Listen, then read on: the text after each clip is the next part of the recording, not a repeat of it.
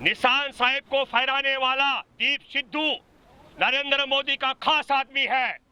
दीप सिद्धू धर्मेंद्र और हेमा मालिनी का खास आदमी है, भाजपा का खास आदमी है।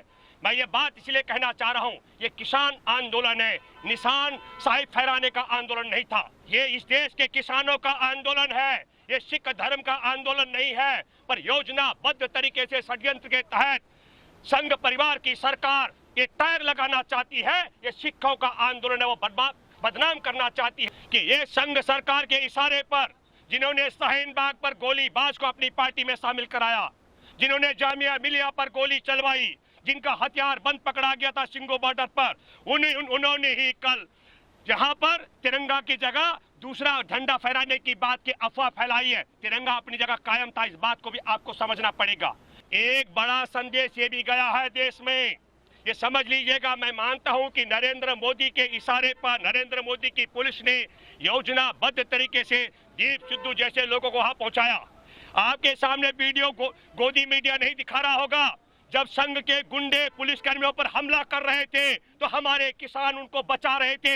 ऐसे वीडियो भी सोशल मीडिया के माध्यम से उजागर हो रहे हैं। और वो हमला करने वाले पुलिस कर्मियों पर एक भी किसान का बेटा नहीं हो सकता है। वो सब के सब संघ परिवार के इशारे पर काम करने वाले अतिवादी और आतंकवादी हो सकते हैं। एक भी हमारे किसानों के लोगों ने ऐसा नहीं किया। ऊपर जाकर के पुलिस पर हमला करने वाले लोगों को उकसाने का काम भी मोदी सरकार, और मैं दावे के साथ में कह सकता हूँ, ये मोहन भागवत के इशारे पर हुआ है। हमारे देश का किसान आंदोलन जुलाई से लेकर के आज तक निरंतर चल रहा है। कल हमारे किसान युवा भूखे थे, उनकी जेब में रोटियां नहीं थी। पिछले 7 महीने से क्या हमारे किसान पत्थर लेके घूम रहे हैं क्या? हमारे एक एक किसान जांच कर रहा था, हमारे पास किसी का नहीं। वो पत्थर आईटीओ में जो दिखाए गए, मैं दावे के साथ में कह सकता हूँ, वो किसान के बेस में भी संघ परिवार के लोग थे। क्यों नहीं इसकी जांच हो रही है? मोदी जी, आप चाय वाले की सच्ची औलाद हैं तो चला दो एक बार रेल को, और फिर देख लो पूरे देश के किसान दिल्ली आने वाले हैं।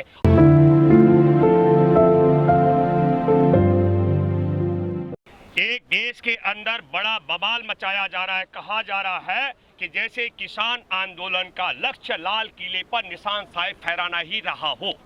मैं ये गलतफहमी दूर कर देना चाहता हूँ। पहली बात, मैं देश में सत्ता में बैठे वो संगठन के लोग, खास करके संघ परिवार की जो सरकार के बैठे लोग, संघ परिवार के जो अफवाह फैलाने वाले लोग हैं, पहले इन्होंने कहा गुमराह किसान है, फिर कहा पाकिस्तान परस्त है, फिर कहा इन्होंने ये चीन परस्त है, कब कहा ये खालिस्तानी है। मैं कल रात को 8, साढ़े 8, 9 बजे लाल किले में था। एक भी पुलिसकर्मी और सुरक्षा कर्मी वहां पर नहीं था। हमारे किसान ट्रैक्टर आ रहे थे और वो वहां पर सेल्फी खींचकर वापस जा रहे थे। किसी ने लाल किले की तरफ उसके सम्मान के खिलाफ 1 इंच कदम नहीं बढ़ाया। इस पूरे आंदोलन को बदनाम करने का एक बड़ा षड्यंत्र है। और दूसरी बात कही जा रही है कि हमारी संख्या बहुत कम है। मैं एक दिन यहाँ गाजीपुर था, मुझे यहाँ एक पत्रकार ने कहा कि साहब सिंगो बॉर्डर पे खाली हो गया। मैंने कहा गलत बात है, ये वीडियो, ये फोटोग्राफ आपका आगे पीछे का समय का है। ये इस षड्यंत्र को भी आपको समझना पड़ेगा। जब कोरोना काल था तब अगर बहुत जरूरी थे 3 काले कानून को अध्यादेश के जरिए लाने का, तो भारत की सरकार अगले 1.5 साल तक इनको टालने की बात क्यों कर रही है? इसका मतलब ये है कि इन कानूनों को अगर अगले 1.5 साल और टाला जाए तो मोदी जी देश को कोई नुकसान होने वाला नहीं है। ये नुकसान किसका होना? किसानों को तो बिल्कुल नहीं, किसानों की तो कुर्बानियां जाएंगी। और दूसरी महत्वपूर्ण बात मैं जरा सवाल करना चाहता हूँ सत्ता में बैठे लोगों को और गोदी मीडिया को कि आप मुझे बताइए, भारत की सरकार मान चुकी है इनमें 18 खामियां हैं, तो क्यों नहीं मोदी सरकार इसको संशोधन की बजाय खारिज करना चाहती है? 125 से ज्यादा किसानों की हमारी शहादत हो गई है। जिस दिन हमारे किसानों को रोका गया था सिंगू बॉर्डर पर, टिकरी बॉर्डर पर, तब हमारे को दिल्ली में कहा जा रहा था हम आपको एक सत्संग का ग्राउंड देंगे। कौन सा वाला? बुराड़ी में निरंकारी का। हमने तत्काल सवाल उठाया क्योंकि हम अलग अलग जगह थे, कमेटी के लोग मीटिंग नहीं कर सकते थे। हमने दावे के साथ कहा हमारे किसान, हम दिल्ली में 3 काले कानून को वापस कराने के लिए और न्यूनतम समर्थन मूल्य की गारंटी का कानून बनाने के लिए आ रहे हैं, हम दिल्ली में सत्संग करने नहीं आ रहे। अब दूसरा सवाल पुलिस कह रही है, निरंतर हम सब लोगों ने भी कहा, मैं भी उसका हिस्सा हूं, हमने कहा कि हमारे 72वें गणतंत्र दिवस पर एक तरफ ट्रैक्टर की परेड होगी और दूसरी तरफ हमारे देश के किसानों के सैनिकों की टैंक की परेड होगी। तो अगर टैंक की परेड होगी या ट्रैक्टर की परेड होगी, इसमें कहां क्या दिक्कत संघ परिवार को आने वाली थी? जब इन गोदी मीडिया के माध्यम से संघ परिवार मोदी के इशारे पर पूरे किसान आंदोलन को सिख आंदोलन में, और ये कहा गया कि ये झंडा जो है सिखों का झंडा फहरा दिया गया, ये अफवाह के बाद आप मुझे बताएं, पहले वहां फोर्स थी, बाद में 8-9 बजे फोर्स क्यों नहीं थी? अरे अगर फोर्स वहां थी तो मैं भूपेंद्र रावत चीख कर अपना वीडियो बना रहा था तमाम युवाओं के साथ। तो अगर मैं झूठ बोल रहा था तो तत्काल मेरे खिलाफ मुकदमा क्यों नहीं दर्ज किया गया?